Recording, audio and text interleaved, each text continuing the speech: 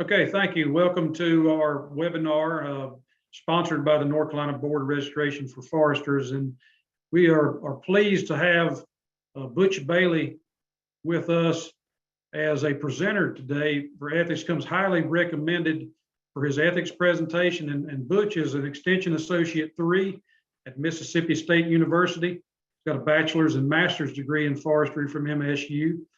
And he focused on forestry best management practices and water quality as his graduate research, and specifically on the effectiveness of streamside management zones and work in pine forest. But he did come very highly recommended for this presentation, and we're just happy to have him with us. And I know I have a little place in my heart for Mississippi. I haven't started my career down there, but we'll turn it over to you, Butch. I would say thank you, Jim, but you're supposed to undersell so I can over-deliver. I don't know who told you it was so highly regarded, but we'll see what I can do. So here's my thing when it comes to forestry ethics.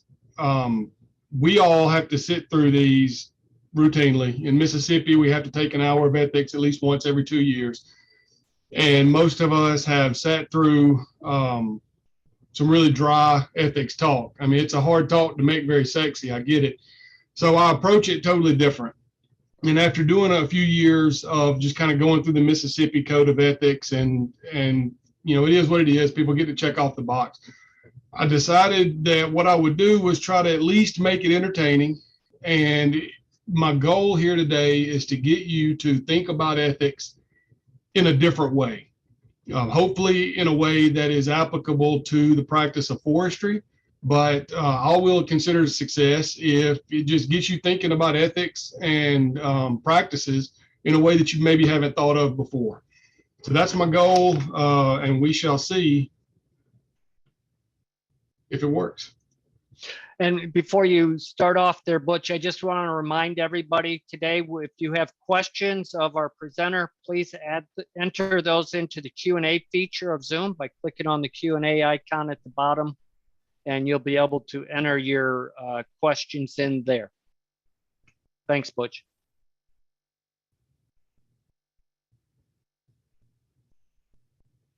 All right, hopefully that works. So what we're going to do is talk about the Jesuit method of moral reasoning as it relates to forestry. Again, hopefully we can tie that back together. Hey, Butch, just sorry to interrupt, but what we're seeing is the note screen, not in the presentation mode. Do you have two screens that you're using? If you'll have it switch screens under display settings, maybe. There to the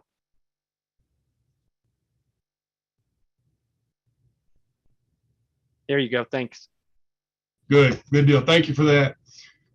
Okay, so let's get into the Jesuit method of moral reasoning, or casuistry. Go right to it. Casuistry is a way to think about, or I guess the more correct way to say it's a method of thinking about how to choose the correct moral or ethical outcome or process with new situations. It was first kind of developed by Aristotle quite a long time ago and perfected by St. Ignatius of Loyola in the 1600s. And I'm going to get a little bit more into him and why that was necessary for him at that time as well.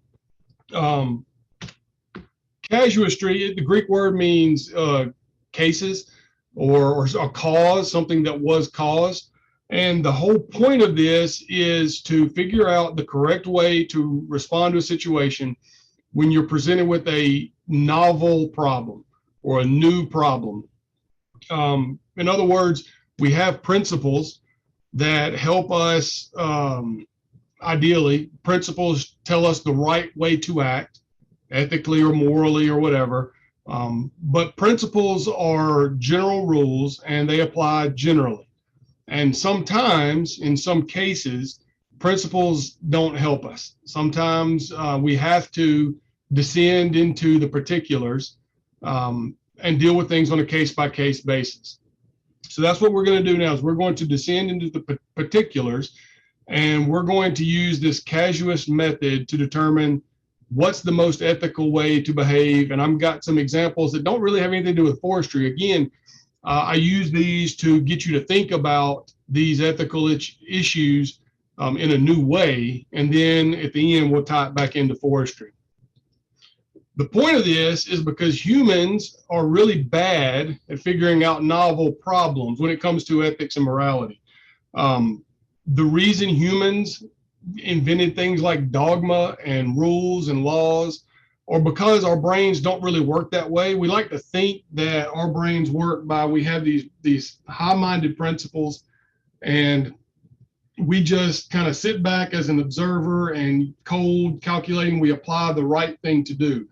The reality is human brains don't work that way.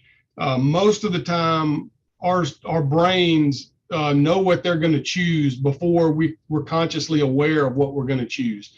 And most of the time, that's based on some silly things. It's based on who we know and who we like or who we dislike. And then the smart part of our brains kind of justifies that post hoc, after the fact.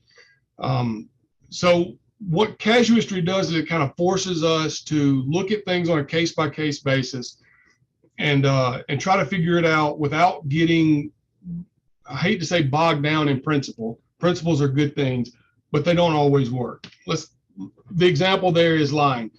It's wrong to lie. I agree, you shouldn't lie.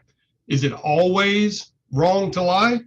I've been married 21 years.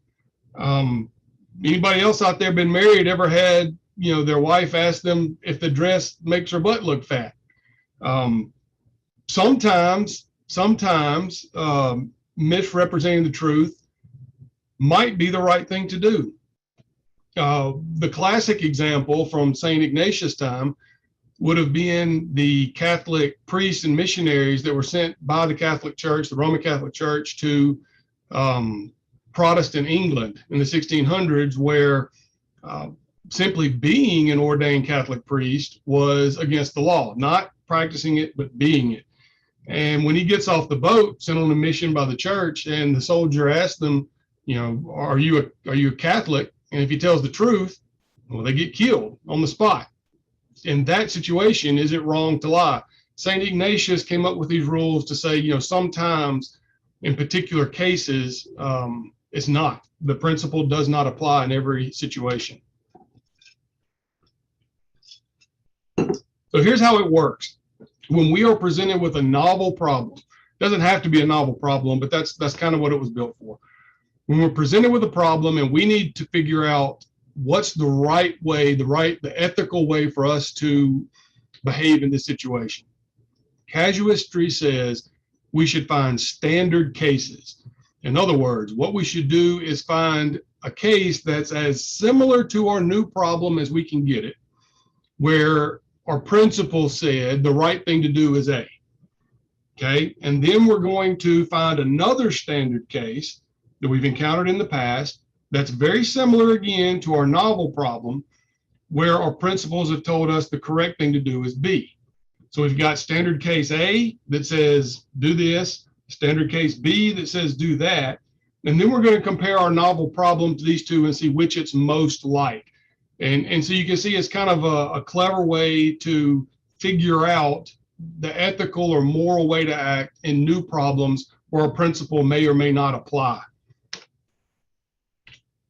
All right, so here's our example: standard case A, standard case B. Our first problem that we're going to look at, and I've tried to figure out a way to make this more applicable to forestry. Closest I can get is they use bats made out of ash trees, at least till the emerald ash borer kills them all. But it doesn't matter. So what we're going to do is we're going to look at the novel problem of performance-enhancing drugs in Major League Baseball. It was definitely a novel problem in the late 90s and early 2000s. This, there were no performance-enhancing drugs for most of the history of baseball. I guess Babe Ruth's, performance-enhancing substances would have been an extra chili dog in the 7th inning stretch, or, maybe cut back on the cigars during the World Series. I don't know. But in the 90s and the 2000s, medicine, performance enhancing drugs, became a real problem for Major League Baseball. Major League Baseball had a rule, you could say a principle, that it was against the rules to use performance enhancing drugs. If you remember Andy Pettitte, he was a great pitcher for the Yankees and then the Houston Astros. Andy Pettitte was one of the good guys. Andy Pettitte was a good teammate. He was a stand-up guy, well respected, and a really good pitcher. During all this, the performance enhancing drugs, the steroid scandal, when it came out, it was revealed that he used performance enhancing drugs. His friend and trainer that provided him the drugs basically testified against him into baseball and said he used performance enhancing drugs 4 to 6 times over one 4-week period while he was on the disabled list. And then he got off the drugs when he was pitching again. And when this came out, Andy Pettitte gave this famous apology video. You know, these people call them like a hostage video apology, where he stands up there and he kind of reads from notes. And he was really raked over the coals in the media because it felt insincere. You know, he apologized for embarrassing his teammates, and he apologized for, you know, kind of letting people down, but people felt like he wasn't really sincere in his apology, that he wasn't really feeling contrition for what he had done. So what we're going to do is we're going to try to take the place of Major League Baseball with the Andy Pettitte situation. All right, we're not going to talk about, did he break a rule? He broke a rule. The rule was there, Major League Baseball, you can't use performance enhancing drugs. We're going to set that aside for a second. That's our principle. What we're going to do is we're going to be Major League Baseball, and we're going to determine, does that principle apply to this case? We're going to take this case as an individual case, and we're going to build our taxonomy of the casuist method, and we're going to find our standard cases and see why Andy Pettitte did what he did, or whether or not it was ethical or unethical. All right. So the first step in our casuist method is to find what? A standard case. Our standard case where our principle says it was okay to do this. Here's our first standard case. A fellow named Tommy John. If you were a baseball fan in the 70s, you know who he was because he's a really good pitcher. If you're a baseball fan at any point since then, you recognize his name because it seems like every high school and college and minor league and major league pitcher has Tommy John surgery at some point. Well, excuse me. Yeah, Deanna, this is Robert Barton. I got your voicemail. I apologize about there was an issue with Zoom. They changed things up. That's why the passcode's usually embedded in the link, but I sent you the passcode by Bob. email if you Bob, still want to join. Muted. You're not Dr. muted, Barton, Bob. you're not muted. Credits are still available if you want to join at this time. Boy, isn't technology great? That was a smart aleck thing I said, but it is great. The webinar is recorded and will likely be up by mid-afternoon tomorrow, and you can earn your credits that way also still. You need to put yourself on mute, Bob. Dr. Barton, you're not on mute. Yep, I apologize for it. Okay, I'm just gonna keep talking. So Tommy John was pitching in a game in the major leagues and felt a big pain in his throw-in elbow. Okay, I'll let the IT folks know that. He tore his ulnar collateral ligament. It's basically the ligament in your elbow that holds your forearm to your upper arm. It stabilizes everything. This injury was certainly not unheard of. This happened. But the problem is, at the time in the 70s, when you tore this ligament, your days of playing competitive baseball were over. This was a career ending. There was no question. This isn't the kind of thing you can grit it out. You can't come back from this. You're done throwing baseballs. He tore his ulnar collateral ligament, but fortunately he had a physician who had access to a new type of surgery. And he talked to him and he said, look, we can try this thing where basically we take another ligament from another part of your arm and take it off of there. We kind of stitch it together with your torn ligament. And we've had some success doing it in non-competitive situations, non-athletes, but there's a big risk. If we try this and it doesn't work, Tommy John was told that it would turn his hand into a claw and he wouldn't be able to use that hand anymore for much of anything. Of course, we all know now he chose to go ahead and have this medical intervention while he was on the Robert disabled Barton, I'm list. returning your phone call. Somebody got Robert's phone number. Y'all can text him. So he had the surgery. Zoom used to And- embed the passcode in the link, and I guess they stopped doing that, and that's what caused the issue. So the passcode is on the front page of the webinar, so that people will now have it so they can enter it. All right, here we go. So he had this I intervention. apologize for that. We all know now that Tommy John surgery is acceptable. It is not against the rules. Here's the key, what we need to know from Tommy John's case, from the standard case A. He had this medical intervention while he was on the disabled list. He was not actively playing at the time. And most importantly, his career stats from before the injury or before the intervention and after are basically the same. So in other words, this intervention was restorative. It didn't give him a competitive edge beyond the fact it let him return to the level of play he had before the injury. There's standard case number one. I don't think it's controversial to say that it's perfectly fine for athletes in Major League Baseball or anywhere else to have Tommy John surgery to restore their bodies to where they were before they tore this ligament. Now we find standard case B, or a case where our principals have told us that this was not acceptable. Here's the best one I could find. Barry Bonds. Barry Bonds was one of my favorite baseball players when I was growing up. Barry Bonds was a hustler. Barry Bonds was a speedster. He had a great bat, hit 20, 30 home runs a year, but was known for, legging singles into doubles, stealing bases, was probably he was a first ballot Hall of Famer for most of his career. He was a lock. Then in one off season, he went from hitting 20 something home runs a year to 70 plus home runs a year. His shirt size went from a 42 to a 52 in one off season, and his hat size increased a quarter inch. Fellas, there's not a lot of stuff up here other than bone. So he did some things that changed his body, that transformed his body. And you can see in the pictures there what he looked like early in his career to what he looked like the last few years of his career. Now, this was a medical intervention. He took performance enhancing drugs while he was playing baseball, and it transformed his play on the field. Not everyone. Some people say, you know what? It doesn't matter. It's his body. He can do what he wants. That's fine.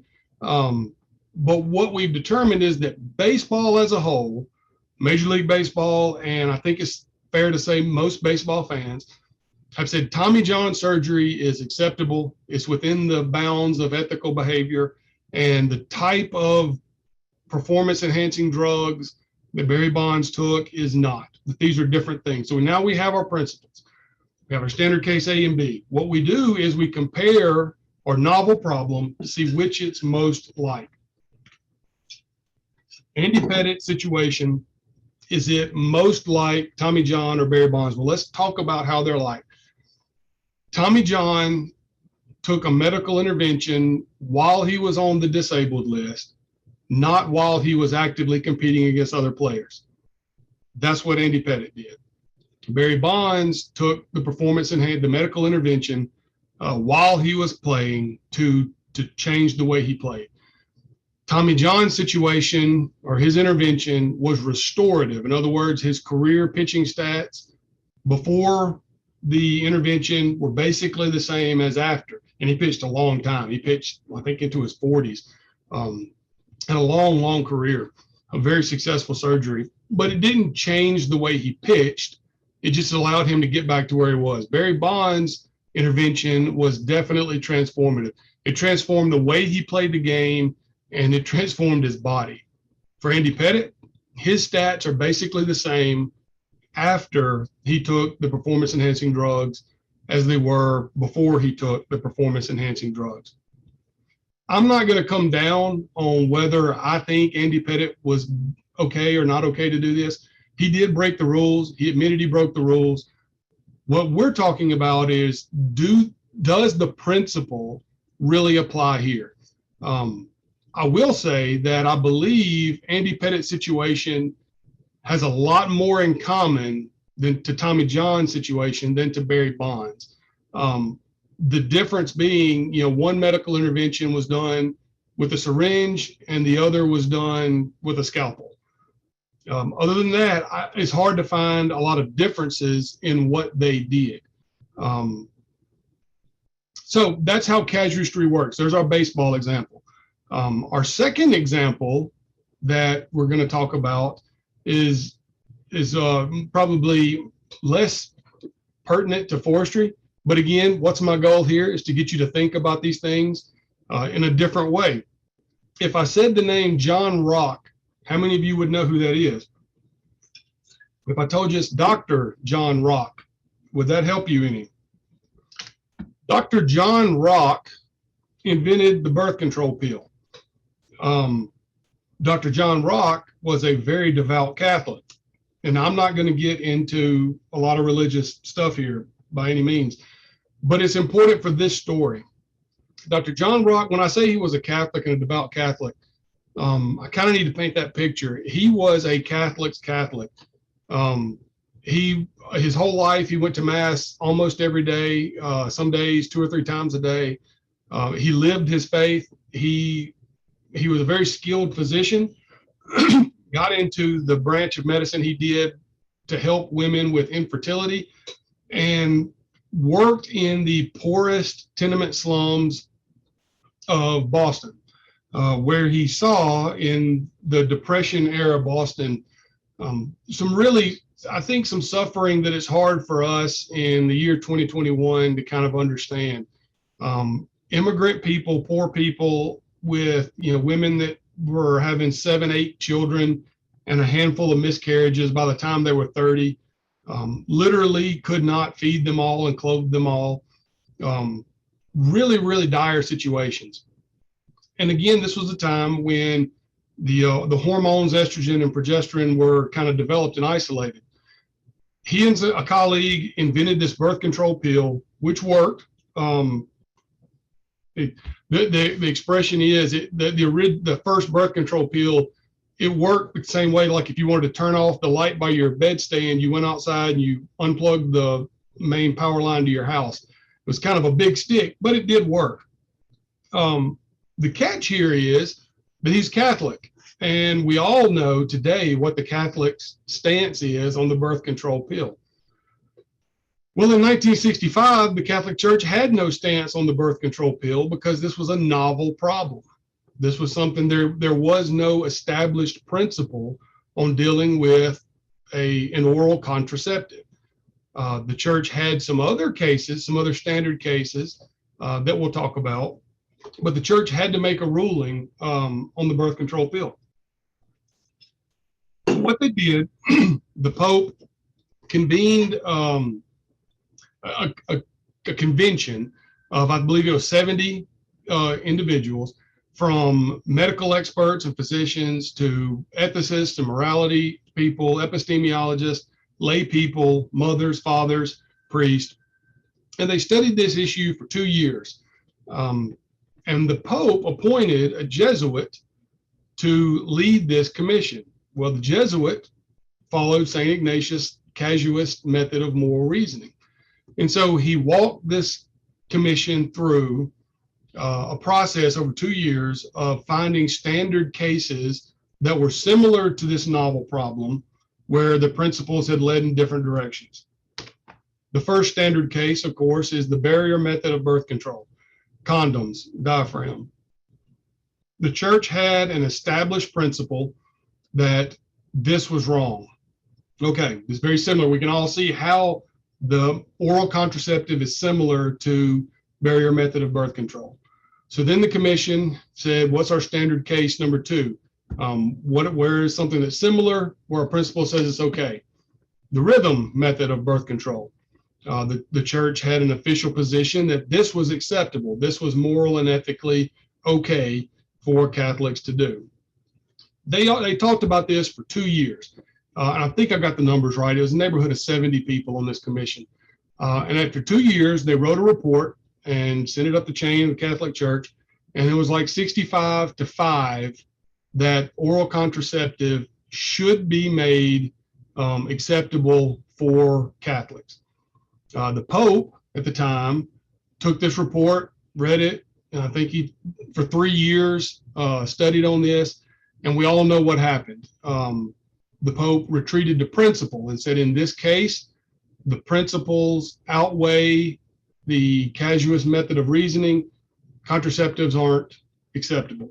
These are just 2 examples, not forestry related, of how this kind of method works. Now let's tie this back in to forestry. Let's talk about a controversial subject in forestry, and I chose timber harvesting, commercial timber harvesting on our national forests. Now, I don't know exactly what the demographic breakdown is of the people watching and listening to this, but I imagine it's safe to say most of us probably find it okay to do some commercial timber harvest on national forests. But we also know that that is not necessarily the case widespread in America. There are quite a lot of Americans who believe that commercial timber harvests on the national forest should not be allowed.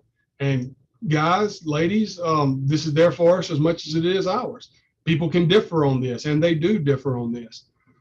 So if we're going to determine what is the correct ethical way to go about this, should we have timber harvest on our national forest? Well, you know what I'm going to do. We're going to find our standard cases. So the first standard case is going to be timber harvest on private lands.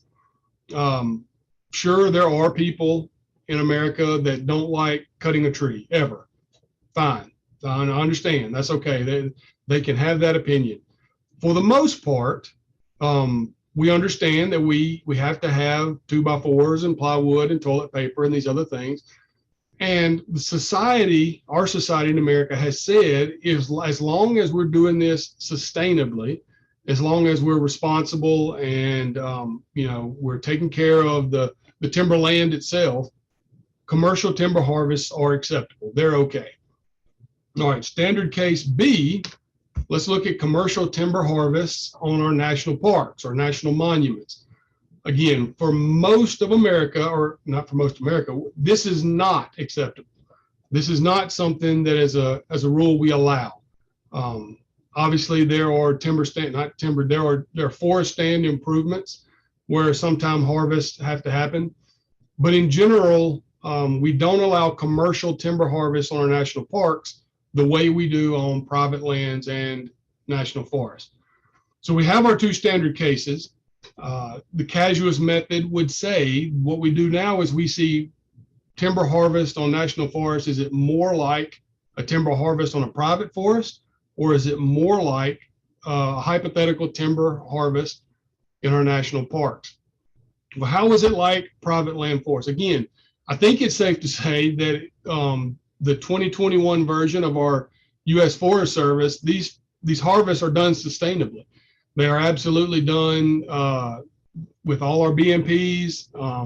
You've probably seen the environmental reporting they do beforehand and during. They are careful with how they do it. I think it covers the bases there. How is it more like our national parks? Well, these are public lands. Like national parks, our national forests are supposed to be multi-use lands. They're supposed to be lands, and if you've spent any time around foresters and other folks with the national forest, I know you've heard those terms before, and multiple use. They're not just a timber reserve, even if that's maybe what they were started as. They're there for recreation, for hunting, for wildlife viewing, for camping, hiking, all these other things.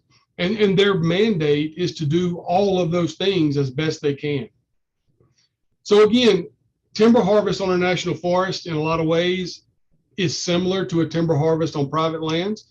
In a lot of ways, it's similar to hypothetical timber harvest in our national parks. For the vast majority of the history of our national forest, they were treated the same way, not the same way. Timber harvests were allowed the same way they're allowed on private forest. We are in a generational transfer away from that. We're in the midst of this right now. I'm not making a prediction. I'm not saying that in the future that's not going to be the case, but I'm saying that 30 years ago, the questions that we're asking now and the things we're doing when it comes to commercial timber harvest on our national forest weren't something we considered. They are being considered now, and we're in the process of making these decisions as a society. This is something that's going to change. It's going to be in flux. Societies change, the zeitgeist changes, and that's okay. That's part of living in a healthy, vibrant democracy. Now, that's kind of our standard case and something that we're already dealing with. Let's look at a novel problem in forestry. Here's the one I picked: GMO trees. Transgenic organisms, genetically modified organisms. Do you think this is a controversial subject in America today? Sure it is. Again, wherever you and I fall on this, if you look across America, I think it's very safe to say this is an issue that is controversial. GMOs in general, not necessarily trees, foodstuffs and crops most particularly.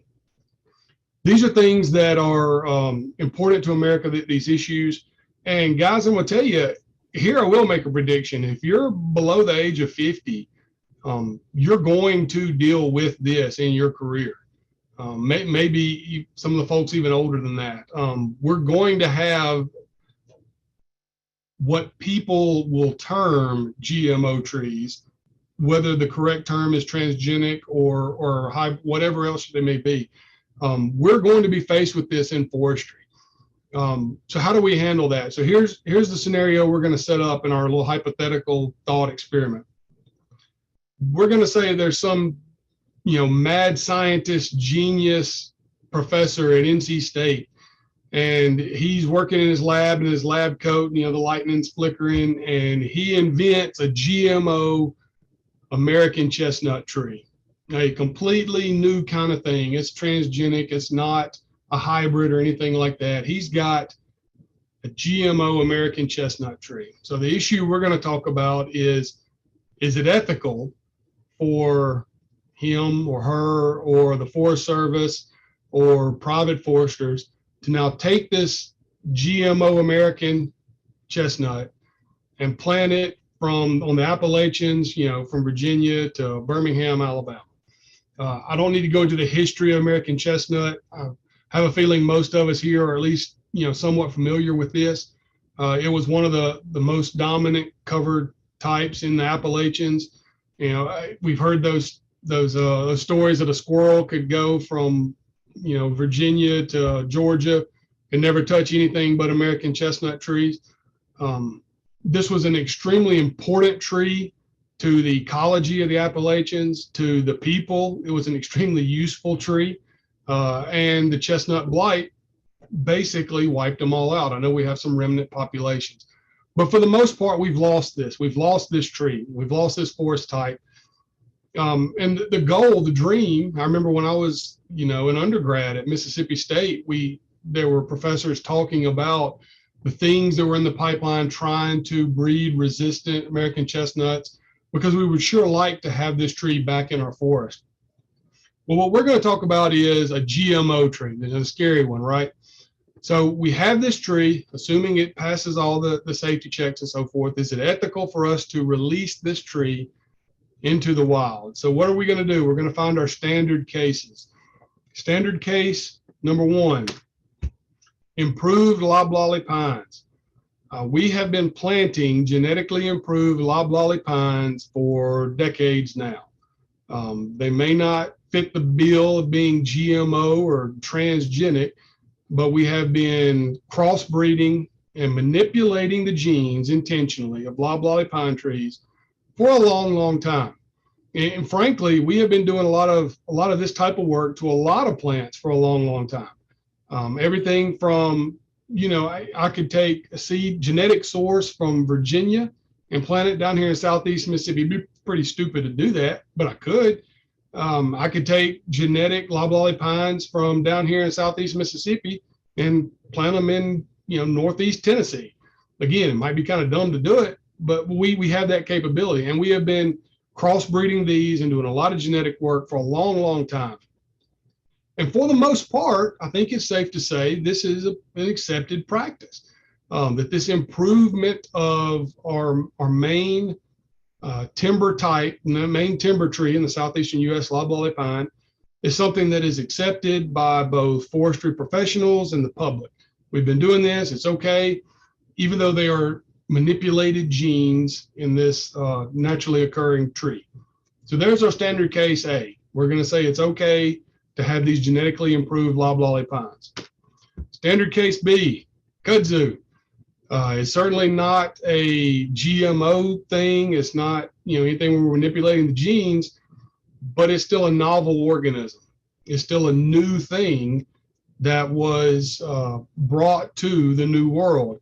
I'm very careful where I say this, but it's a true story. My great-grandfather planted the first kudzu in North Mississippi. He worked for the Soil Conservation Service. I do not tell that story when I'm in North Mississippi, but it's true. They brought the kudzu in intentionally for soil erosion, to mitigate soil erosion. And of course, I think we all are aware now of what we're dealing with when it comes to kudzu. This novel species doesn't fit in the ecosystem here. It outcompetes a lot of our native plants and has, frankly, limited value as a soil erosion mitigation.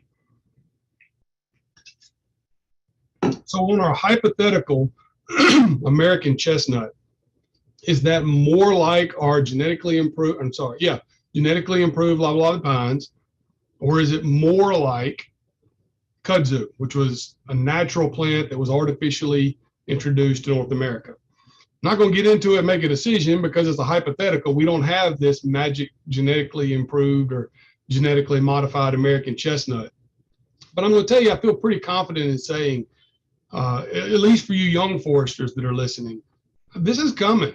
I've followed the American chestnut research a little bit over the years, and for so long the goal was crossbreeding with the Chinese chestnut and try to get as close as we can to a pure American chestnut, but have it carry the resistance to the blight like a Chinese chestnut.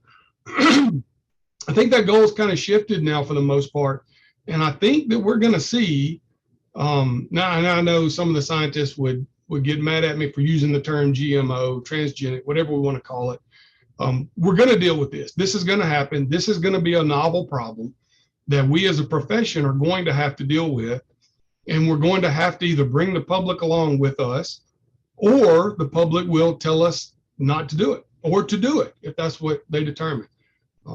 These are the things we're going to have to do. And I believe this casuistic method of moral reasoning or ethical reasoning can help us make these decisions. Now, full disclosure, some of you may find some of this familiar. I was first introduced to this method in a podcast by Malcolm Gladwell. He's an author, really talented author, writes popular science books, a little controversial sometimes. I think he takes some liberties, but he's a fantastic writer and storyteller and popularizer of science. And he has a podcast called Revisionist History. I highly recommend it. It's wonderful. He did a 3-part series on exactly this, not the GMO trees, on casuistry, the Jesuit method of moral reasoning. If you want to look it up, I highly encourage you to do so. It's Revisionist History. Go back and find the first episode is called The Standard Case. And then it's a 3-part thing. You'll see a lot of what I talked about here. It goes into obviously more depth. Highly recommend doing that. All right, so what is ethics? What is ethic? What is ethical? we talk a lot in forestry about sustainability, but it doesn't just mean environmental sustainability. It also means the sustainability of our industry and of ourselves as a profession to practice forestry and silviculture. And we have to find that sweet spot where we take into account what is ethical behavior, what is legal, and obviously what is practical. I'm going to skip a couple of these and get into, what we're going to do next is go through some of the North Carolina, actually your code of ethics. I picked out a few that I wanted to define, I want to talk about. And so I chose non-forestry examples to talk about the core principle of each of these codes, if that makes sense. Let's get into it and see if I can explain that a little better. So in your code of ethics, the third one says a registered forester shall present truthful, accurate, and complete information while practicing forestry. In other words, misleading people is the same as lying to people. That picture you see there is a guy named Andrew Wakefield, used to be Dr. Andrew Wakefield. He's lost his medical license for lying about some pretty bad stuff. He was getting paid by a company. This was quite a few years ago. He was getting paid by a company that was trying to develop a competitor to, at the time, the MMR vaccine, a common childhood vaccine, measles, mumps, rubella vaccine. And he was getting paid by a company that was looking for ways to discredit the current vaccine.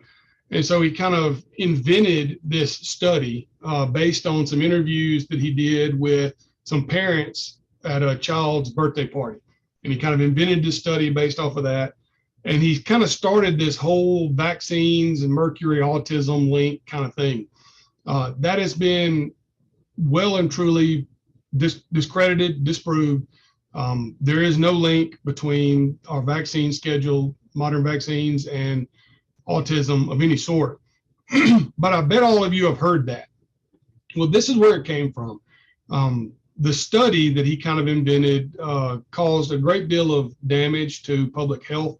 And he certainly lied and made up some stories. There are three kinds of lies. We've all heard that: lies, damn lies, and statistics. I've heard that attributed from everybody to, Albert Einstein, to Mark Twain, and who knows who else. In real life, the three kinds of lies are, we're going to go through them right now. There's lies of commission, which is just what it says. It's intentionally saying things that aren't true. You're trying to mislead somebody by telling them things that aren't true. Then there's lying by omission, which is letting people believe something that's not true, even though you could very easily fix that. The third type of lying is kind of the special province of our elected officials a lot of times. Paltering. Paltering is when you deceive someone with truthful statements.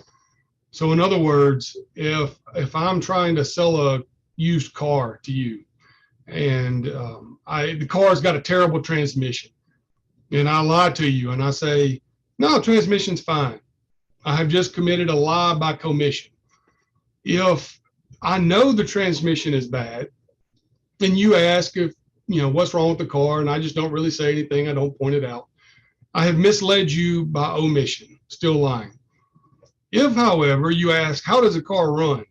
And I say, well, I drove it over here today and the car went fine. That is a truthful statement. I have told you the truth. It rode fine all the way here today.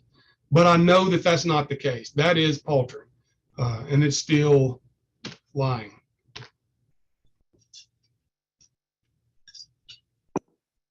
Your code number 5, a registered forester shall advertise and perform only those services for which the registered forester is qualified. The key point for me, translating this into Mississippiese, is be careful about getting in over your head. I came across this story a couple years ago. Headline says, U.S. missionary accused of pretending to be a doctor, causing hundreds of Ugandan children to die. Well, I saw the headline and I had to find out what this was about. 2 turns out this lady is really a classic example of getting in over your head for all the right reasons. She had a long history of mission work. She raised a lot of money, did a lot of really good things in some desperately poor parts of the world, and just kind of let things get out of control, got in over her head, started stepping in and helping with, medical treatments. And to the point where, she was pretending to be a doctor, delivering babies and doing things that she had no business. The sum total of her medical training was a CPR class she had, I think, at the local Y a few years before. I like this example, not because I'm trying to pick on this lady, but in reality, it wasn't hundreds of children that died. That's an exaggeration. But I like the example because I think that's what happens. Nobody gets up in the morning and wants to be the bad guy. Nobody says, I'm just going to get away with everything I can get away with and damn the consequences. That kind of mustache twirling cartoon villain is not what gets us. It's exactly this. It's otherwise good people that are trying to do the right thing, and then we get in over our heads and things get out of hand on us. This certainly happens in forestry. This is the code, the analogous code for Mississippi. I just wanted to put it in here. I will engage or recommend other experts and specialists in forestry. Basically, know your own weaknesses and don't be afraid to use people that are smarter than you, or at least more educated than you in this particular subject. I talked a lot today about transgenic and GMO organisms. I'm no expert in that by any stretch. And if I have to weigh in on this, I'm going to take a step back and I'm going to call some friends and colleagues who know more about it than I do, maybe even outside of forestry. Maybe talk to some ag guys that know more about it. My favorite example of people that put forth on subjects that they don't know anything about is this guy. I've done some version of this a few dozen times, and typically I'll ask the audience, who's the smartest guy to ever live? And I've only ever gotten 3 serious answers: Albert Einstein, Isaac Newton, and Solomon from the Bible. Those are the 3 answers I get almost all the time. My vote would be Isaac Newton. Some of the stuff that his brain did it's unbelievable. But Albert Einstein, I think it's fair to say, the smartest man maybe of his generation, of our times. So brilliant, most people, when they think of Einstein, they think of E equals MC squared, the theory of relativity. Well, there were 2 theories of relativity. There was the theory of general relativity, which set his career, which he did when he was young, and if he had done nothing else, would have been remembered as the greatest physicist of his generation, one of the smartest men of all time. But it was the second one, the theory of special relativity, that really was the paradigm shift. And I was watching a documentary recently, a modern physicist, and he said that second one was such an intuitive leap, that it was so far beyond what anybody else was thinking, that if Einstein hadn't had that breakthrough when he did, it was his belief, this modern physicist, that we still wouldn't have figured it out by now, that it was just such a different way of viewing the world. Brilliant man by any measure. Well, the last thing he ever wrote professionally in his life was the foreword for a complete quackery book on geology. It was a guy that wrote a book on plate tectonics, basically saying, this whole idea that the continents move around, that's all bull, doesn't really happen. And he got the smartest guy in the world and said, hey, can you write the foreword on this book? Kind of told him what it was about. And Einstein said, sure, that sounds good, and wrote it. Now, where did he mess up? He didn't mess up because he wasn't smart. He messed up because he wasn't a geologist. And he got tricked by somebody that knew more about geology than he did. And it's just kind of a shame that the smartest man of his generation, the last thing he ever wrote was a defense of something that was pretty obviously bunk even back then.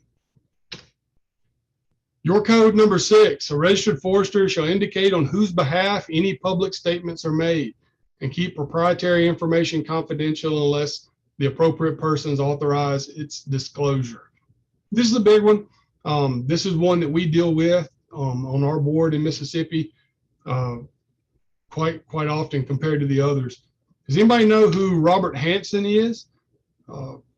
If you don't, you should look him up. He is he's something else. He was an FBI agent that was specific. This is during the Cold War. He was an FBI agent who was tasked with being our chief counter spy agent. In other words, his job was to make sure none of the American FBI and CIA agents were actually working for the Soviets. I'm telling his story because he was on the payroll of the Soviets the whole time. He actually approached them and said, look, I can get you a lot of good secrets if you're willing to pay for them. And was on the pay for a long time, many years. We eventually did find out who was doing it. And when they came to arrest the guy, his response was, what took you so long? We know that multiple either U.S. citizens or agents or foreign nationals who were working for the United States and the Allies were killed because of information that he gave out. He is regarded as the worst intelligence disaster worst intelligence leak as far as a person in U.S. history. And he is currently serving 15 consecutive life sentences. He's not going anywhere. Not going anywhere while he's breathing.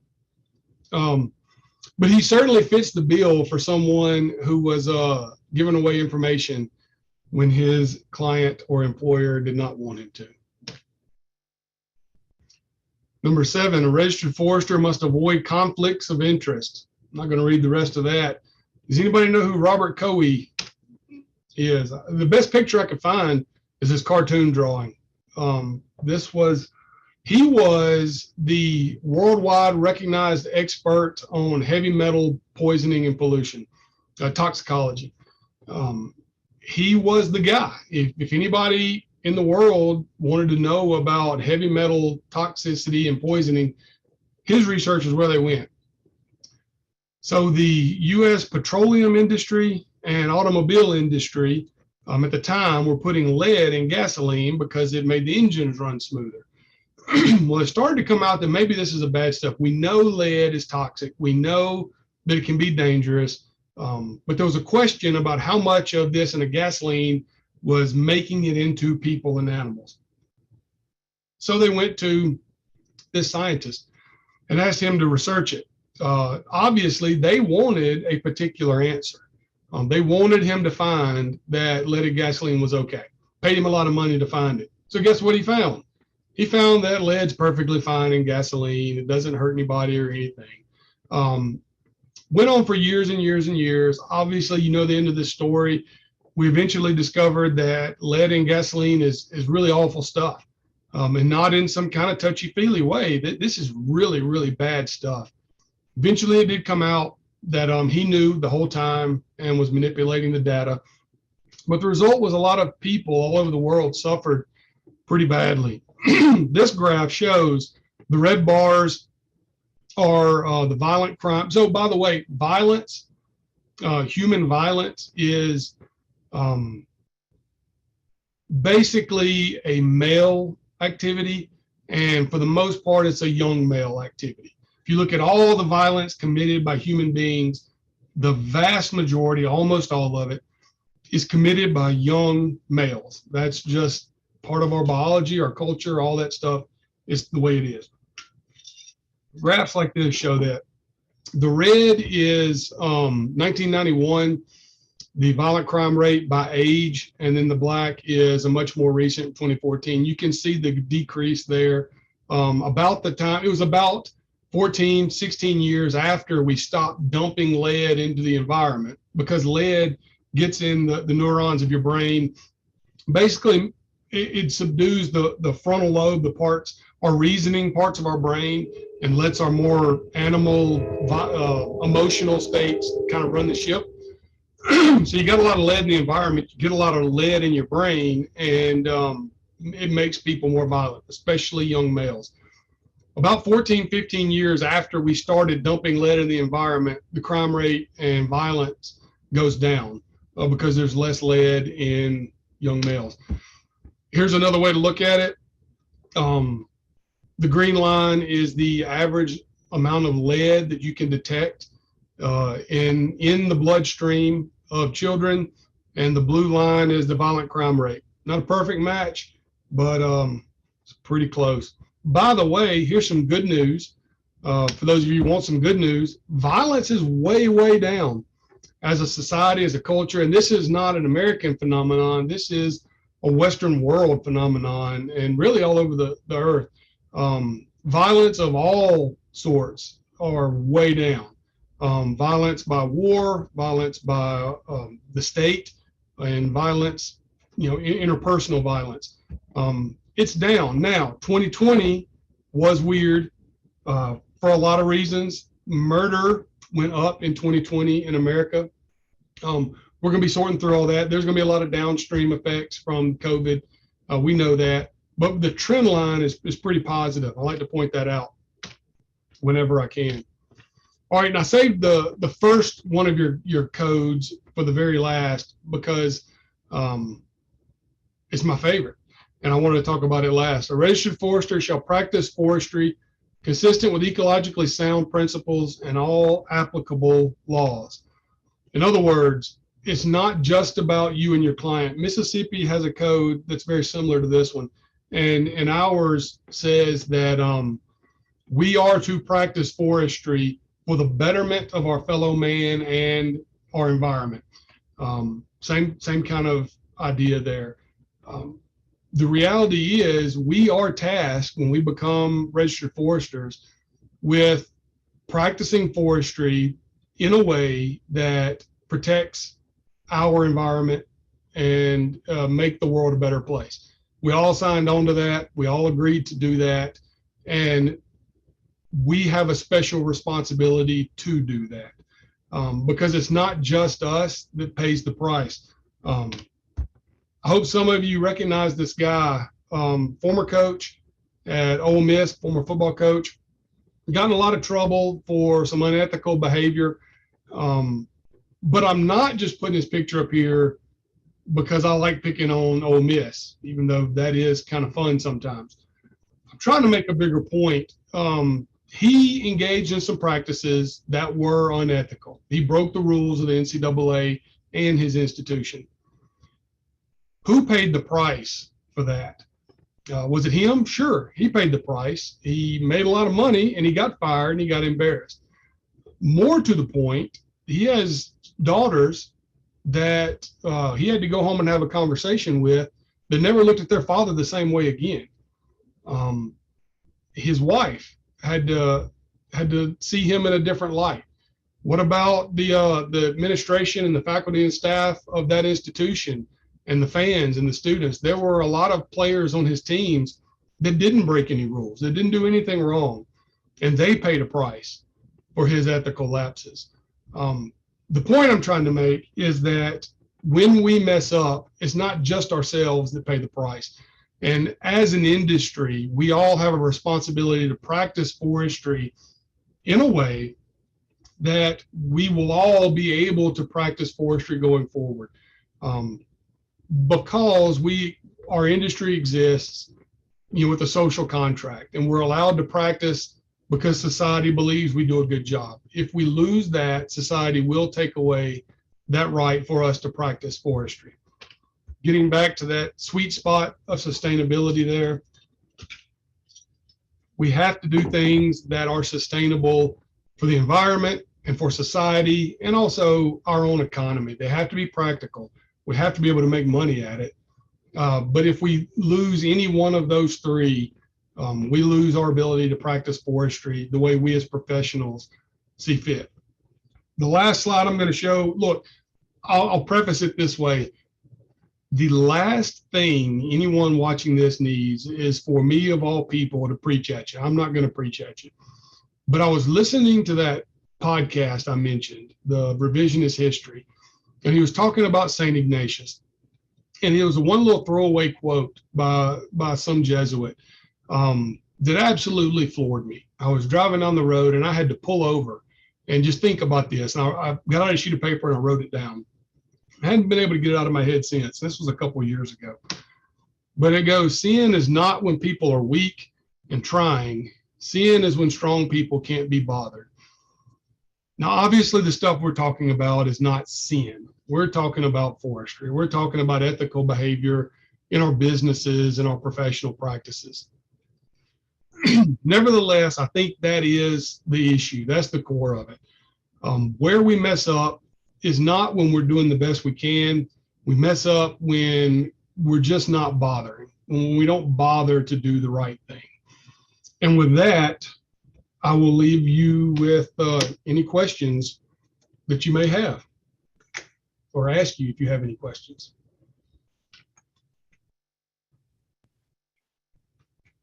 So folks, if you have questions for Butch, please enter them into the Q&A feature of Zoom, and we will address those. I can tell you, Butch, this was probably one of the best ethics presentations I've sat through in years. Thank you for that.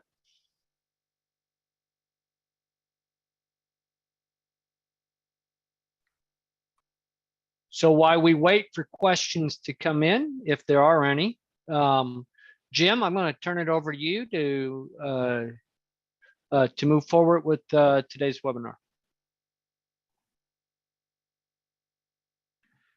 Okay, thank you. And, you know, Butch hit on quite a number of things far more eloquently than I'm going to do. But, you know, first of all, we've got our other board members here on this webinar. We've got Henry Randolph, who's representing the private sector, and Tyrone Williams is a private landowner, and Sierra Ward, industrial forester. We've got Mark McGallis, educational professional, and we've got myself. You know, I'm the chair of the board at this point, and I'm a state agency forester, and then Jennifer Grantham is our board administration there, and she is also on here. So just wanted to recognize all of those folks, and the reason for this is you know, to try to provide a little bit of outreach to the profession in North Carolina, and by the extent of this webinar beyond North Carolina, and give a little something back to our community as a board, particularly in light of the COVID situation that we've all faced, lack of some opportunities maybe for CFEs and things of that nature, but also just to be able to get in front of the professionals in our world out there and provide something back to them. But if you look at you know, at our general statute here in North Carolina, you know, it says that no person can use the designation forester, registered forester, or any term that implies that without registration. But then it goes into a lot of language that in different places ties right back to the ethical things that we've talked about here today. You know, we talk about conflicts of interest in there. We talk about applicants with good moral character. You know, we talk about revocations and reissuance of registration in certain cases, and, you know, for gross negligence and things of that nature, for fraud and deceit come up, you know. So ethics plays a strong part of what we do as a profession and as a board here in our state. As part of this, we wanted to also, you know, go through just a few scenarios that we came up with from each of our individual perspectives, and to throw those out there as, you know, maybe case studies, if you will, but just as a thinking exercise. And Butch certainly touched on some of those already, and we appreciate him doing that, and really appreciate that presentation that he gave. You know, had several suggestions for ethics presentations, and looking through those, you know, what he had to offer really stood out, you know, as being something different than what we normally hear as far as those types of things go. So as we go through that and go through these scenarios, Dr. McGallis is going to sort of moderate our discussion right here. And I'm going to share my screen. And on my screen, I'll have, those series of questions or scenarios. And then Dr. McGallis will moderate that. And each one of us will take one of those scenarios or two or three of those scenarios, depending, and sort of present those from our individual perspective. So I'm going to go ahead and share my screen at this point. And Dr. McGallis, if you're ready to kind of take the helm on that. I'm glad to do it. Let's share that screen and see where everybody is. So I have not memorized the order, so we're going to let the board members chime in on their respective scenarios. And there's going to have there'll be some time for Q&A at the end, but there'll be a lot of interaction. I think Dr. Barden has set up some polls for us. So let's pull up the first one if you've got controls there, Jim. Okay. All right, there we go. And this one might be yours. this one is mine. And Okay. The scenario there is that, you have a state agency forester that's doing an exam on a private landowner's tract of cut over timberland. And they're asked about the best contractor to use for some practice. Could be tree planting, could be chemical application, or whatever the case might be. And that forester produces or recommends an impartial list of contractors that operate on that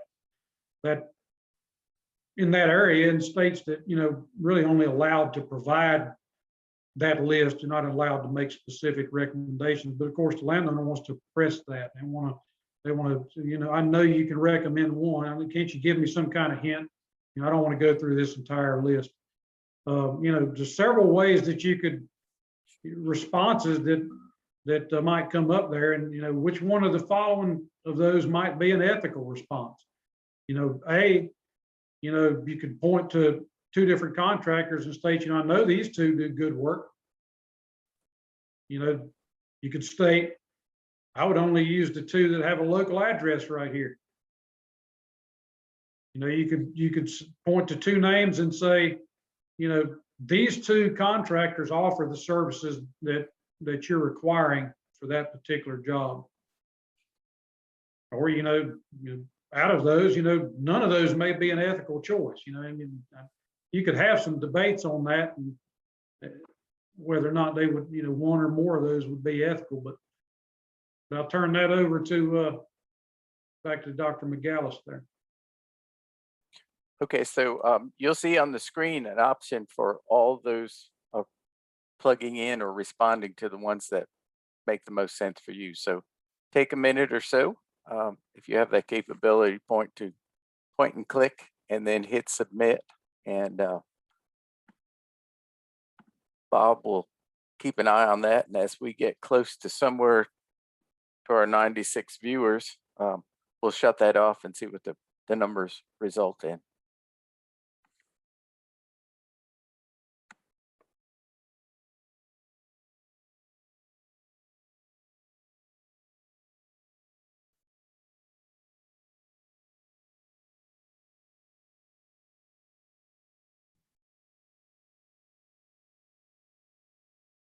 Okay, I'm going to put the glasses on and be ethical about my reading capabilities.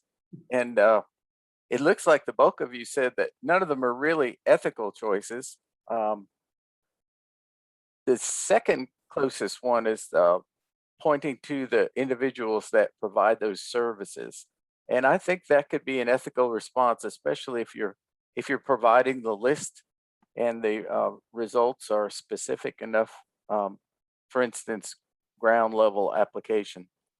If you're not selecting amongst those two, you still may be in the ethical clear for that. It gets a little bit more problematic with the other two. Sometimes as agency people will say, we'll start with the folks who are close to you and call them and see if they're interested in that work. What would be another solution that's not on this list? And you can put those in the chat. I have in the past where people have been persistent suggested they talk to my mentor or another retiree who could speak off the record and keep them out of trouble and still stay within the ethical bounds of our agencies. Any comments on those?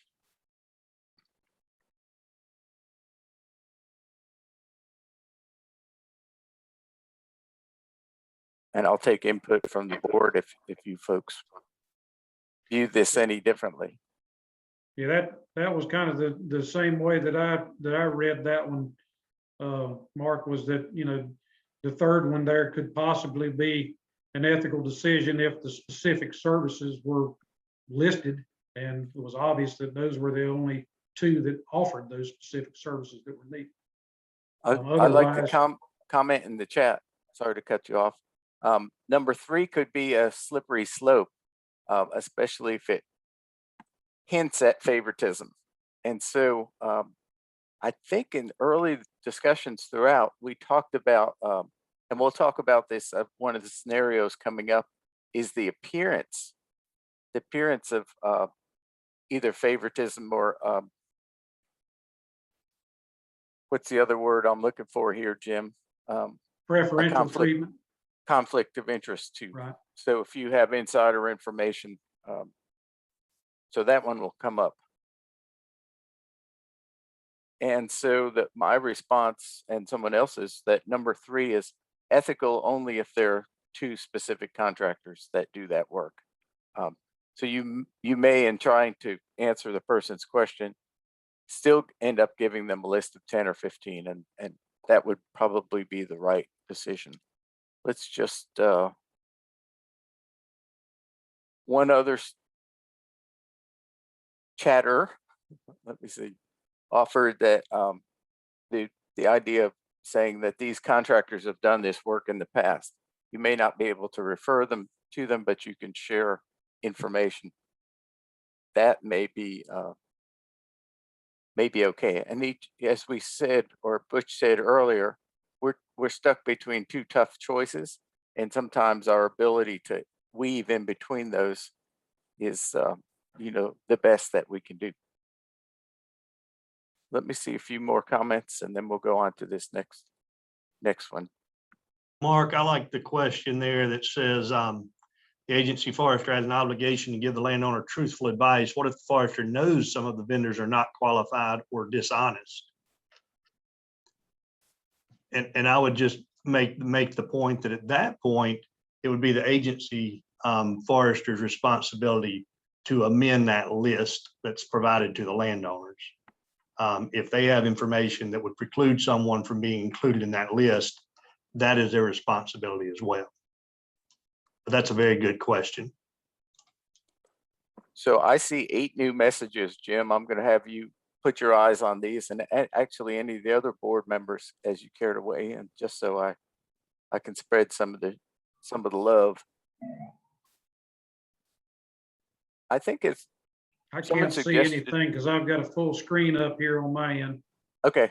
So the foresters could, one suggestion is the foresters could add more specific questions of these contractors, which are the most ecologically motivated, or that can be turned around on the landowner too and say, you know, there's a wide variance in the services that these contractors provide. You might want to call around or ask some of your friends, or ask your consultant, for instance, somebody who can give an honest appraisal without threatening their objectivity or requirements of their jobs. So another commenter says, I've experienced the same pressure from landowners as well, but always had to stay firm in not showing a conflict of interest. So we're not always making friends by not showing favoritism. But I think as you're shooting for the long term, right? We have a question later on that involves trust. And I think the loss of trust, or even the impact on your reputation by showing favoritism, could be problematic. Yeah, It's Another most definitely a difficult thing to deal with sometimes. And, you know, sometimes it comes down to simply trying to explain things to a landowner possibly where, you know, they don't understand what certain practices are, and you're trying to explain what the practices that these contractors are doing actually are. Another side to that question. So there are more solutions. One suggests talking with peers, other landowners, those who may be in a local landowner association. And that could be the questions you ask then. You have some neighbors down the road who've just done this kind of work. You might ask them for their opinion if you're not able to do that. So I think the next one, Henry kind of covered about dishonesty or unqualified candidates and fixing the list. There are a couple along those lines. Let me go through.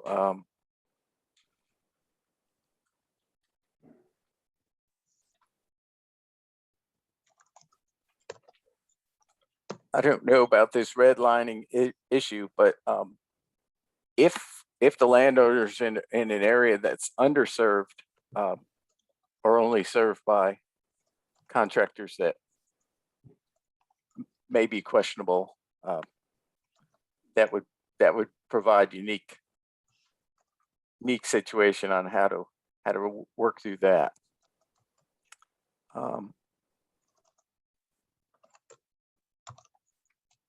Then there's another question about the board's role. Maybe we can come back to that one. That's a comment at 2:30. Yep. Let's move on to the next one. We'll try to catch up these if we have some time. But go ahead again, Jim. That's another one from my perspective. You know, state agency forester inspects a logging job and notices a couple of water quality violations involving debris in a stream in an area where sediment has entered the stream. Logger is well known to him or her and often works the area. They typically do good work, heavily involved in state forestry and logging organizations. Which of the following responses is ethically sound? The forester mentions the problems to the logger and states, I'm not going to record this as a violation. I'll be back next week. If it is fixed then, we won't worry about it. Forester mentions a problem to the logger and states, I know you do good work. I know you will fix those problems before you're done. And the forester fills out the documentation on the violation and advises that the logger has 2 weeks to make the needed repairs. But if you go ahead and fix this, I'll not file the paperwork on it. You know, are all the responses ethical or unethical? And here's your poll. Let's go through that again. And please weigh in and hit submit after you've chosen your preferred selection. Thanks.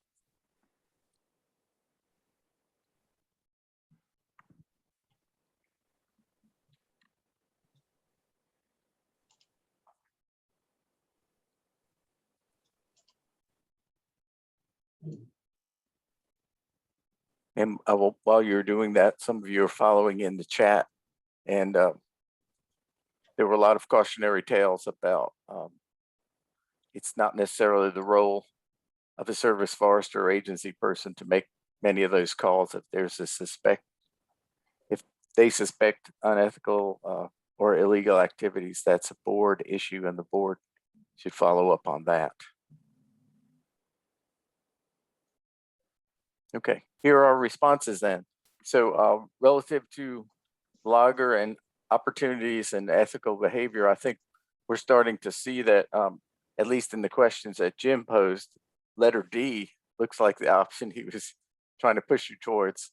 And I think the other ones are not necessarily the wrong answer. I think it's going to be like every good educator says, it's going to depend on the situation. There may be extenuating circumstances in the forester's role about filing paperwork or encouraging that solution, whether or not that's the most ethical thing to do. They may be leveraging their role to get something done for the benefit of the environment. And I think that's, as a sheriff of mud, as they call some of the BMP folks, I think you walk a fine line working your clientele base and know what each of the loggers in your area or operators, how they work and what is the most useful option to use the carrot or use the stick. So I don't think we have a right answer there. I think it's always going to depend, but certainly most of us follow down on the D. And the problem with making special cases, as I'm sure Butch would agree, is that you're looking to be consistent or be known as a fair person in dealing with everybody. And if you make special examples or cases of individuals, you've got to keep that all straight in your mind, and that's hard to do over time. But that big trust issue and the professionalism are at stake when you work it out. Okay. And Bob, right. if you look at Mike Murphy's comment, you might respond to him directly. Okay, Go to the next. sure. And you may want to skip. We're looking at 12:35, so that's your call. Okay. Here's the next one on the screen now. And I think Henry may have proposed this scenario. So if you want to walk us through that, Henry, we'll be glad to hear from you as a break. Great. I'll just kind of take the lead again as a consulting forester. You've been hired to prepare a harvest adjacent to a stream located in the Tar-Pamlico River Basin. And the point there was to make a distinction that this was not just simply a voluntary best management practice, SMZ, but this was actually a basin that had a specific buffer rule in place, an additional requirement. It says your client has requested that you clear cut a portion of the timber all the way to the bank of the stream so that he can build a nice picnic shelter and fishing camp with a good view of the stream itself. And again, the topography on this bluff overlooking the stream is nice and level, and the soil is a stable upland type that would not erode easily if cleared. So what should you do? And we've got a couple of scenarios there. That one, and as consulting foresters, often we take the landowner objective as our number one motivator or our issue. So here in accomplishing the landowner's objective, we could clear cut that campsite and no sediment would enter the stream. So this is probably a good option. We could advise the client of the buffer rules required within the Tar-Pamlico Basin and mark the harvest according to those buffer rules. Or I could just say, look, let's exclude this area from the current timber sale, but there's a little local logger down the street that would come in later and clear cut this site for you after the Forest Service has left the area. So those would be a couple of scenarios to think about. And as before, and hopefully this one will stay up a little longer for you, Mike, go ahead and click on those. And later, Jim, if we have time, we'll come back to your third example, just to mix it up a little bit.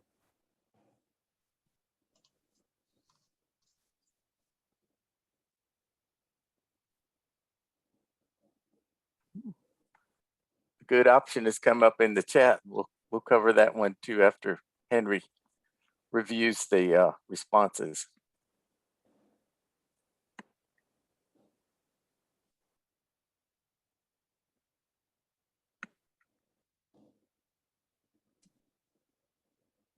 Okay, Bob, let's see where we are on those responses. Thank you. Okay. Well, we've got a legal and ethical group here.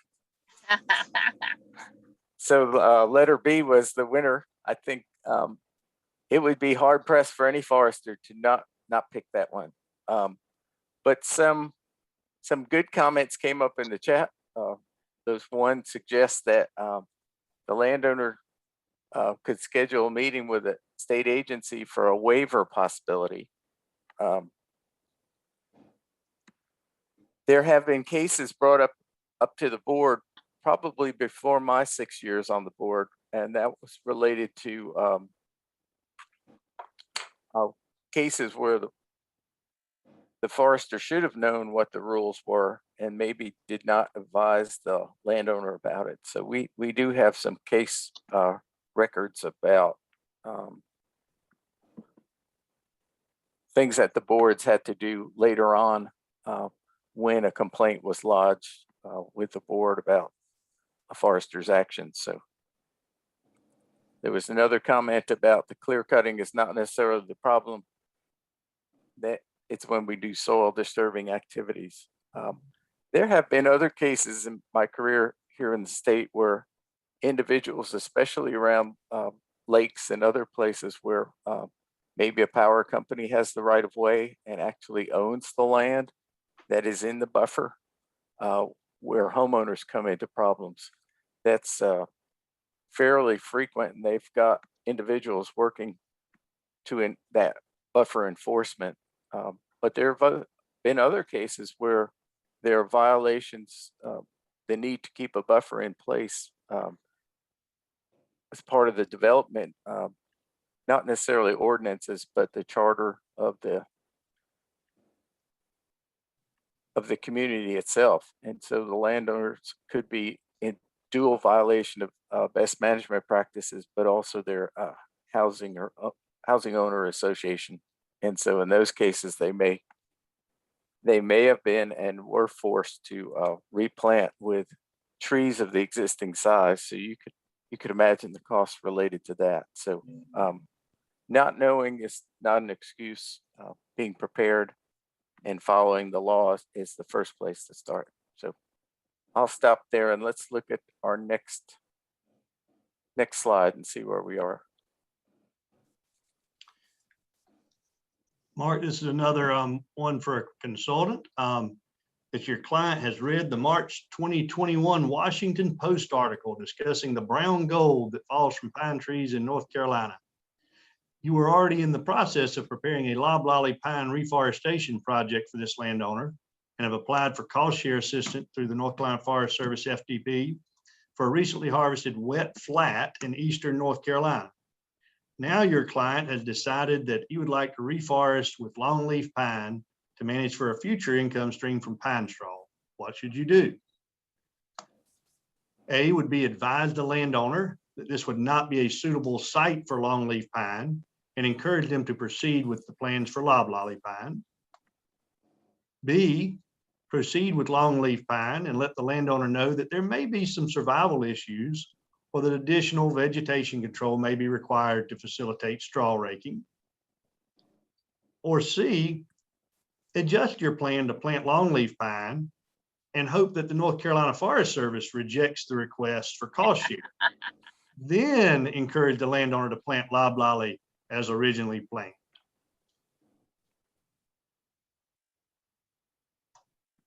And please make your submissions now.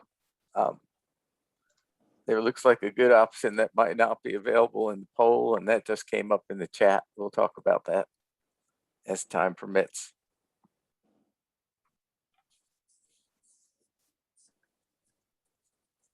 Thanks, Henry.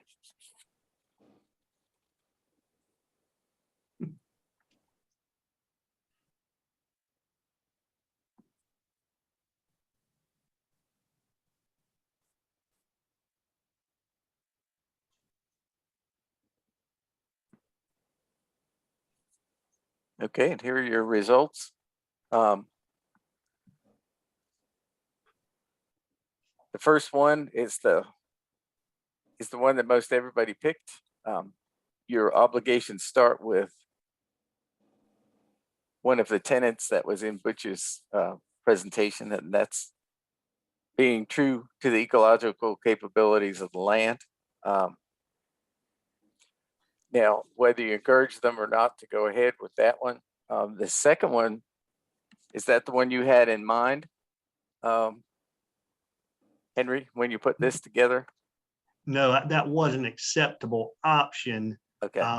Even though the off-site or the ecologically sound principle would say you're probably not going to be able to rake straw on that site, although the longleaf will, as several of the commenters made, that yes, that longleaf would survive there and actually probably thrive there, but the straw production is probably too challenging for controlling the vegetating of the competition. So again, more to get you thinking about that and thinking about from ethics, number one, our consistent, ecologically sound principle. So some of that, it seems your response will be a function of your risk aversion or acceptance, and then the persistence of the landowner who will not take no for an answer. And so I could see that many consultants would be out of business if they did not proceed with a landowner who persists. But anyway, I'll leave it there. So we had many other options here, or potentially, I think you can get longleaf to be happy in many places. The input with fire or chemicals or some other mechanicals, even a TSI or pre-commercial thinning might be required. I know that on some sandhill sites, even where loblolly was planted for the research, there was a constant need to go in and weed out seedings from the outside, and that was longleaf and or loblolly that had to be controlled. And there were many longleaf stands that were not burned but had to be pre-commercially thinned. So we don't necessarily need to get into that ethical behavior.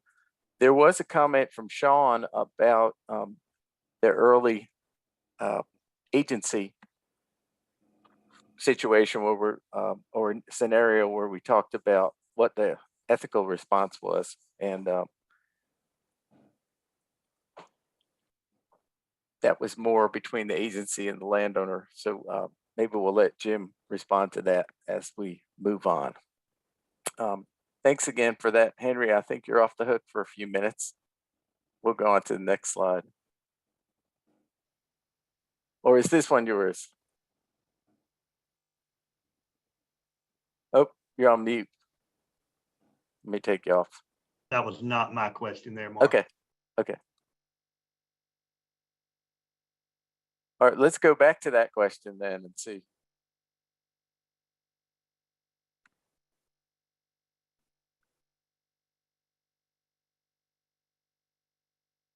Oh, I was on mute. I apologize. This question was another one for Henry, but in the sake of time, we may want to move on by that to get to, we've got quite a few other things out there. Let's do that. And is Tyrone there in the field? The next one here is for Tyrone. If he is still on, I'm not sure if he was able to stay on. I'm still here. Okay, thanks, Tyrone. Take it away if you like. Okay. So as a landowner whose woodlands are enrolled in the American Tree Farm System, and someone who's used a registered forester before, and as a participant in the Sustainable Forestry and Land Retention Project, I am sometimes contacted by other landowners about harvesting advice when it's time to harvest their timber. I routinely suggest that they use a registered forester. Trust is extremely important to me and to landowners who generally only get 1 or 2 chances in a lifetime to harvest their woodlands. As a registered forester, do you believe that there is a direct relationship between trust and ethics? And of course, the answers or the choices are the trust relationship is built upon ethics, and no, trust and ethics are 2 separate issues. And of course, there may be other choices.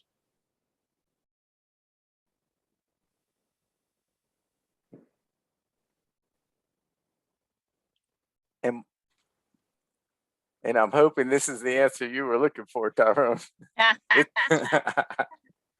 Absolutely. They've won you over. Comments about that? Or from anybody on the board relative to the intersection of trust, ethics, and professionalism? And I think there's a comment in the chat that might speak to this in a way. Wrapping up the last one. It says, we have an ethical obligation to advise clients of the ramifications of their desires. If they want to do something that's not exactly silviculturally correct and have been advised of the negative Let me keep going down. I'm frozen up. The negative effects, then there are no issues. And that's one way to approach it. And I would probably document it if I were a private, in the private realm, just so that there were notes taken, or even a signature by the landowner in case that were to come back and bite you. So, okay. So let's go on to the next one. I think Tyrone has the second question. The next question, and I think that the statistical data will bear this out, that most registered foresters, of course, here in North Carolina are white. Historically, African Americans and people of color have developed distrust for institutions and individuals. When a forester does not look like them, it's asking the landowner to trust them in essence by utilizing their services. The question of the person or the forester's motives and ethics automatically come into question. Is it possible to be perceived as unethical, even though your behavior may not indicate the same? And of course, the choices are yes, a person's experiences may influence their perception of ethics, or no, unethical behavior is easily identified. If you think a person is unethical, then they probably are.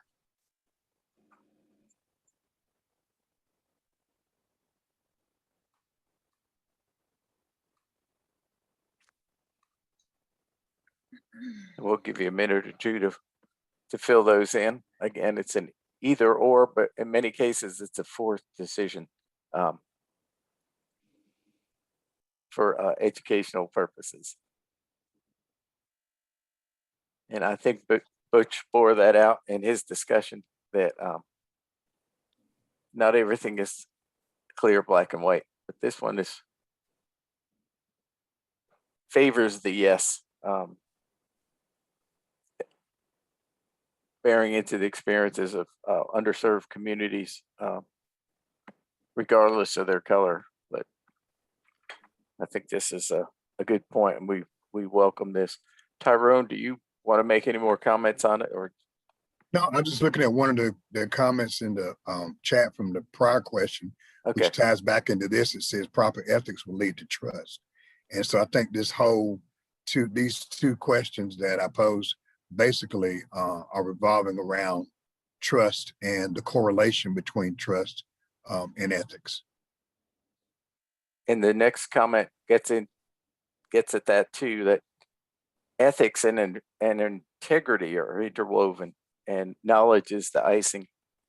And Right. I would say familiarity and reputation are all mixed up in that big bundle. So if you're known in the community, or have taken the time to be known in the community, and can get that referral from a trusted entity, that can help.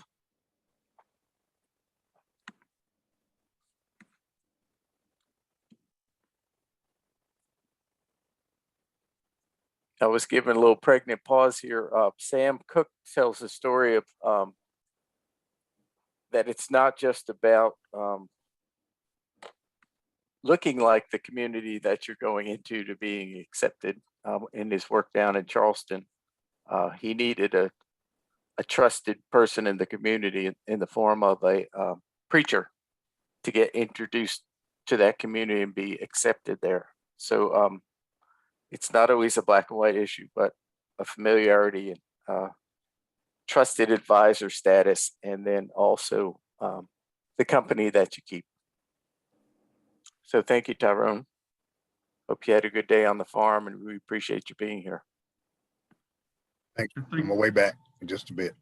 I think Tyrone brings a good, unique perspective to our discussion here, in that he comes from the private landowner's perspective here, and has been on the other side of the coin, maybe from where we are.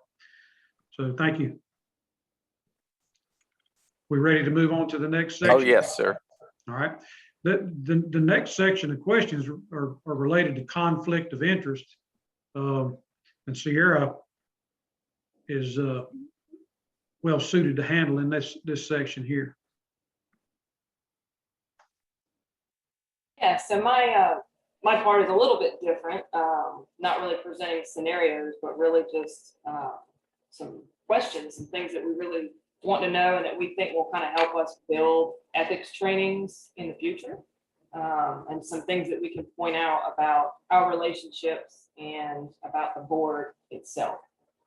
So my first one was, I have a spouse, a family member, a close friend, roommate, or a college classmate who also works for Forestry.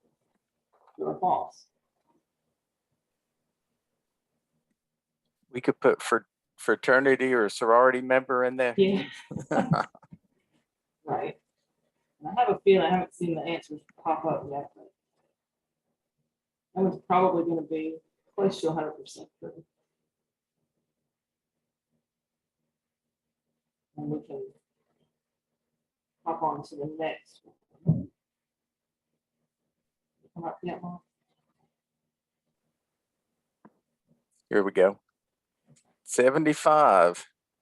So let's delve into that 25%. I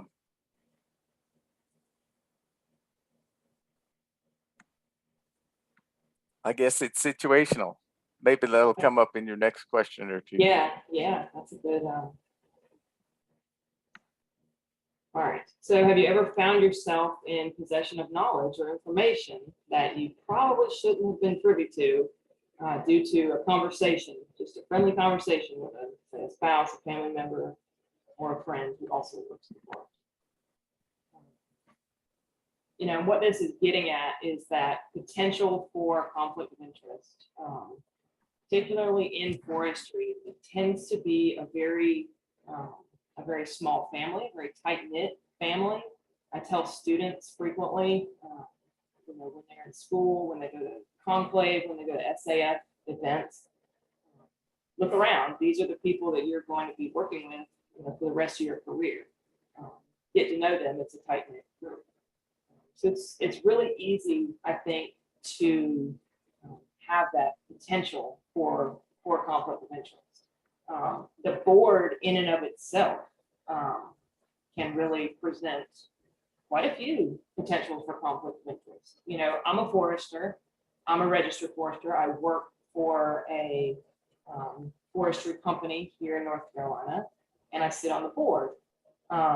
So employees of the same company that I work for apply to be registered foresters.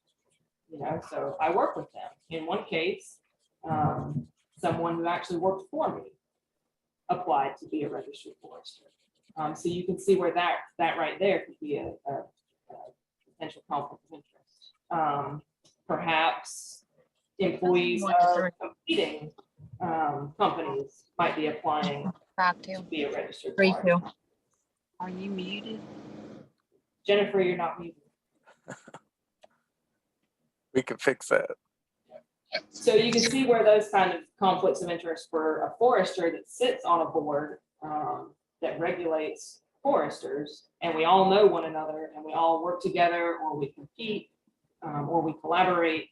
You know, there's a lot of natural sort of avenues, I guess, that could lead to conflicts of interest. So, you know, there was a question in the Q&A about essentially about buying and selling timber from a consultant standpoint. And maybe, Henry, that would be a good one for you to touch on as well. But, you know, conflicts of interest don't have to be something quite that big. It could be something like, hey, you know, my roommate works for another company, and over dinner we were talking about, you know, what's going to happen at the mill next week. And so I have that little bit of information that could give me an edge on, say, you know, timber sale or where to move a logger to. So just little things like that. And how we as the board handle that, I don't know if y'all are aware, but we, you know, at the beginning of each meeting, after we look over the agenda, we just disclose any sort of potential conflict of interest that we see dealing with people who are applying for registration, or any sort of complaints or issues that have come up. We just say, hey, you know, that person works for the same company that I work for, so I might refrain from voting on that particular person. So it's not, again, it's not black and white, it's not cut and dry, but the biggest thing is to be aware. Be Okay, aware.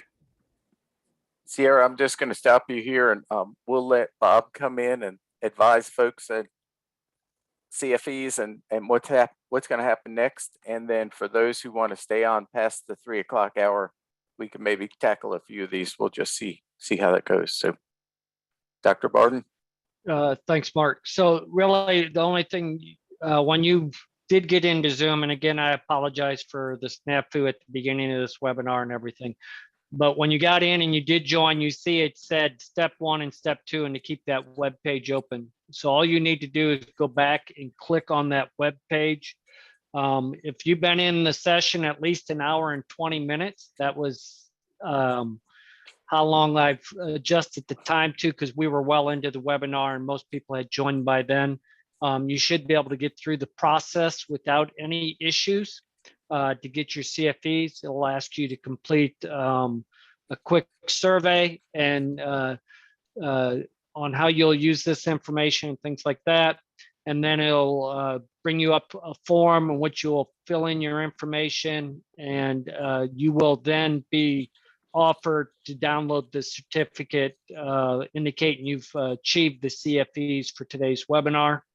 If you do run into troubles, I'll put my email in the chat, and you can contact me by email, and I will follow up with you over the next day to make sure that we resolve any issues that you had and everything. So again, apologize for the issues at the beginning. Go ahead, Mark, keep on. Okay.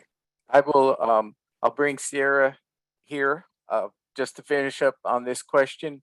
And then Jennifer, if you have some closing comments about registration for the year and getting the forms in and where we are, that would be great.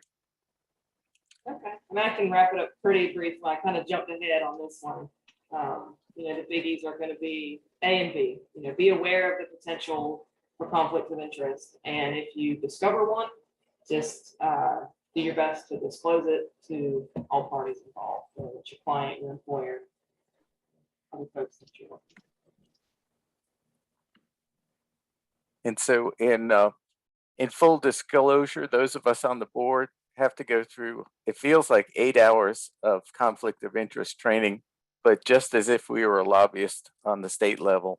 And though we don't deal with gifts and money exchanges and some of the other things that are part and parcel to being a lobbyist, it does thrust you into the world of conflict of interest, perceived or not. And so it's the perception that oftentimes gets us into trouble, not the sin that we're mindful of, as Butch said earlier, but just that we let our guard down and are not always keeping the perceptions of those around us in mind. Maybe more problematic if you're in the industry or a consultant or dealing with large land deals or timber harvesting, but regardless of your role, I think the perception of how you operate weaves into that big mess that is integrity and trust and professionalism and ethical behavior. So thanks for all our panelists. We may start seeing some folks drop off. So Jen, if you want to keep them posted about our next examination date in August and re-registration process, and then I think we'll give Jim the final word. Okay. Go ahead, Jennifer.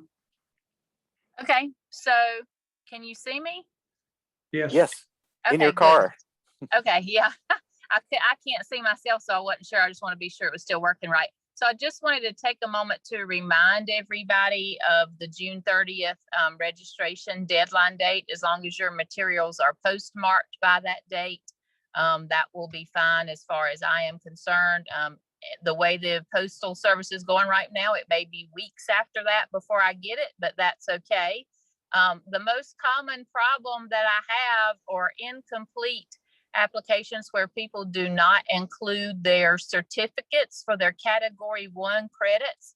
And as a reminder, you have to have 10 CFE credits per year, and 6 of those have to be category 1. Those 6 hours are the ones that you have to provide documentation for.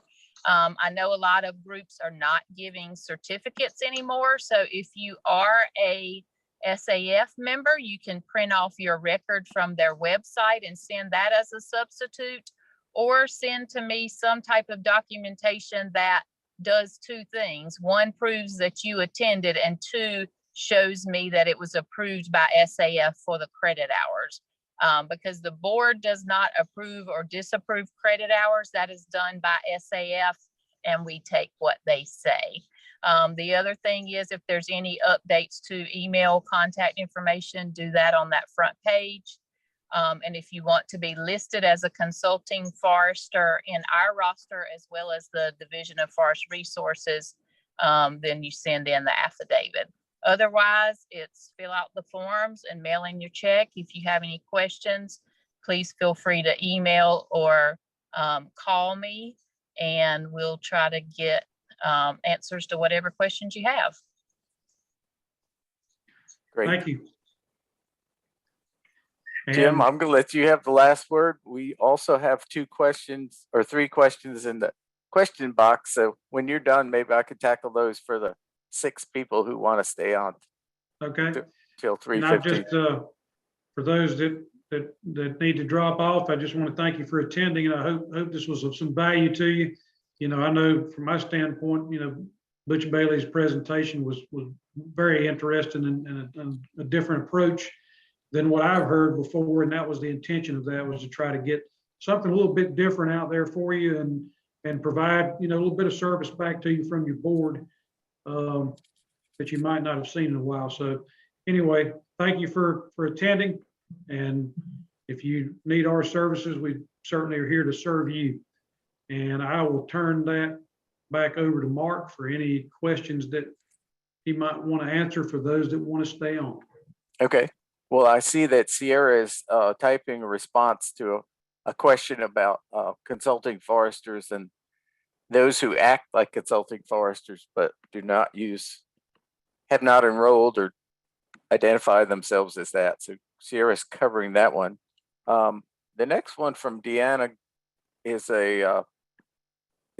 more of a comment, I think, than a question. A person, I guess a forester in this case, has to have a strong work and professional ethics to be successful, in a sense, and the knowledge out of their own decisions, and also the ability to stop the conversation when questionable practices come up or unethical behavior comes up. That's my interpretation of it, and we can take more input from that. And then another anonymous comment about we need more choices than yes and no on the race and ethics questions. And I agree with that. I think it was more of an opportunity to sense where we were as a group. And I agree, and the questions really are just designed to make us think and give us some things that may be, you know, somewhat real life examples that may stimulate our brain and get us thinking about ethics and where we stand on it and things that we might be faced with at some point in time. Mark, I'd just like to add just a couple of quick comments on item number 7 in our code of ethics. Okay. And Sierra, you did a great job on the whole conflict of interest.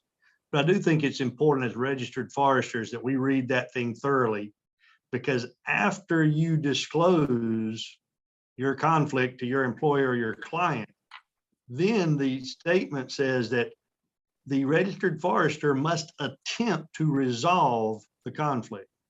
So I think that again puts the burden on the registered forester to make the ethical decision, the disclosure, and then try to resolve that if possible. And that is also kind of followed up in our clause number 10 that says if a registered forester has evidence of a violation of this code by another registered forester, that they shall present the information and charges to the State Board of Registration. And those are two things that put a lot of burden on registered foresters. So again, we're putting ourselves to a higher standard when we accept this designation, and we need to make sure that we take this entire code seriously and take it to that next step. So just adding that in there for a little additional information. It's interesting also, their code of ethics talks about foresters behaving in a civil and professional manner. And I don't know that we always think about that as being ethical, but just being civil and professional to one another and to others. And in a general sense, I think is important as well from an ethical standpoint. And I think we could note that as a board, we've dealt with situations that where a forester came to our attention that they were not behaving civilly, or at least in their discourses with the landowner. And so we as a board tackled that.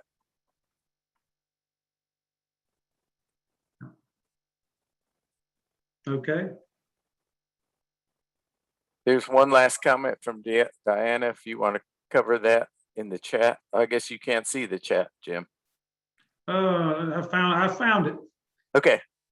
If you want to cover that, and then we can sign off for the folks, and that will give them their 2 hours of Just attachment with us. Other registered foresters that knowingly take over a client, is that the one you're referring Yes. to? Mm-hmm. Yeah, I'll just read it here. Other registered foresters that knowingly take over a client. Once where a non-registered forester in Tennessee went through a landowner. The forester's client's child to take over a timber sale when the actual owner was under medical care and had them sign a timber sale contract. The forester never did give the actual landowner a copy of the contract or the money. When asked for it by the landowner's forester, they were sent a cease and desist letter. So should they be reported to the State Board of Registration or to the company they work for? That's a good question. And then, you know, we handle as a board complaints. Doesn't mean that, doesn't say what the outcome of that complaint's going to be. You know, that's where you get into the things we talked about, you know, in the first part of this presentation when Butch was talking about looking at cases and other scenarios and things and trying to come to a decision. So I guess my advice on that would be to, if you feel you have a legitimate complaint, to bring that complaint forward and then to the proper forum, and then, you know, let that forum take its course and come to the determination that they can come to. And we certainly, that's what we're here for, is to take those kinds of things if they exist. And fortunately, we don't see a lot of them all the time, but when those things do come up, you know, sometimes we rule one way and sometimes we rule another just based on the evidence that's there. So that would be my best advice, not knowing anything else about it other than what's written here, is to take it to the proper forum and let them do their job and decide. Anybody have any other comments related to that?